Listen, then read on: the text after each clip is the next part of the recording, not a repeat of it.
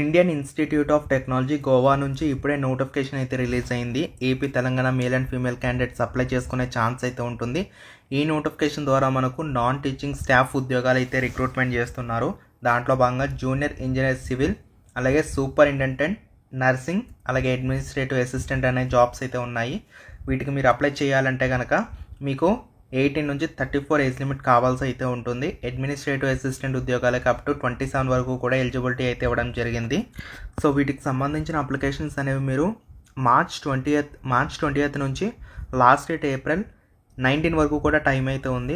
ఆన్లైన్లో అప్లై చేయాలి. Official website links అయితే మీకు డిస్క్రిప్షన్ కామెంట్ సెక్షన్లో ఉంటాయి. అక్కడి నుంచి చెక్ చేసుకొని అప్లై చేసుకునే ప్రయత్నం చేయండి. మరి వీటికి సంబంధించి మీరు అప్లై చేయాలి అంటే కనుక కావాల్సిన క్వాలిఫికేషన్స్ ఏంటి?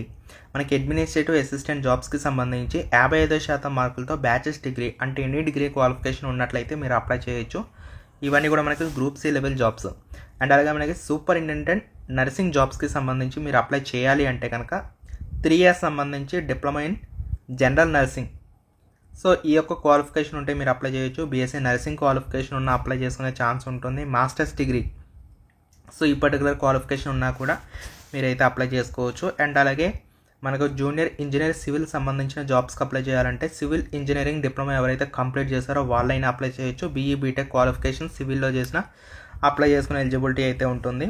సో క్వాలిఫికేషన్స్ ఉన్న వాళ్ళు అయితే అప్లై చేసుకోండి. డిగ్రీ లెవెల్లో కూడా జాబ్స్ ఉన్నాయి కాబట్టి ఒకవేళ మీకు ఓన్లీ డిగ్రీ ఉంటే కనుక అప్లై చేసుకోండి.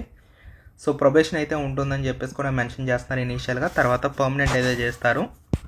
వీటికి అప్లై చేయాలంటే గ్రూప్ సి లెవెల్ జాబ్స్కి ఏమో 200 రూపీస్ పే చేయాలి. గ్రూప్ బి లెవెల్ జాబ్స్కి ఏమో 300 రూపీస్ అయితే పే చేయాల్సి ఉంటుంది. జాబ్ సెలెక్షన్ ఎలా ఉంటుందంటే మీకు రిటర్న్ టెస్ట్ అయితే ఉంటుందని చెప్పేసి క్లియర్గా చెప్తున్నారు. అది మీకు కంప్యూటర్ ఆధారిత ఎగ్జామ్ అయినా అయ్యి ఉండొచ్చు, లేదంటే ఓఎంఆర్ బేస్డ్ ఎగ్జామ్ అయినా అయ్యి ఉండొచ్చు. అలాగే కొన్ని జాబ్స్కి ఏంటంటే ట్రేడ్ టెస్ట్ అయితే ఉంటుంది. కాబట్టి ఎవరికైతే ఎలిజిబిలిటీ ఉంటుందో వాళ్ళందరూ కూడా ఏప్రిల్ 19 వరకు కూడా అప్లై చేసుకోవచ్చు. అఫీషియల్ వెబ్సైట్ అయితే నేను మీకు డిస్క్రిప్షన్లో పెడతాను. అక్కడ నుంచి చెక్ చేసుకొని అప్లై చేసుకోండి. పోస్ట్ ఆధారంగా చేసుకొని 35,000 నుంచి 70,000 మధ్యలో శాలరీస్ అయితే ఉంటాయి. సో దీనికి సంబంధించిన డీటెయిల్స్ అయితే ఇంతే. ఎవరికైతే ఇంట్రెస్ట్ ఉందో అప్లై చేసుకోండి. లింక్స్ డిస్క్రిప్షన్లో ఉంటాయి.